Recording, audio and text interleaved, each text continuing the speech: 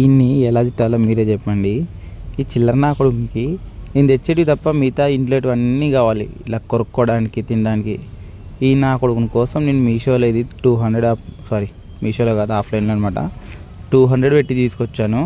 Sir గారు వచ్చేసి దాన్ని తీసుకోరు. ఇగో ఇలాంటి ప్లాస్టిక్ డబ్బాలు, ప్లాస్టిక్ మూతలు ఇవే కావాలా సార్కి. నేను తీసుకొచ్చేటి మాత్రం అస్సలు పడవు. దాని మాత్రం నేను చక్కగా కూర్చొని కొరికి కొరికి పెడతాడు. మా అమ్మతో నాకు పొద్దున్నే సుప్రభాతాలు. ఇలా ఉంటుంది ఈ ఉడాలి నా కొడుకునితోటి.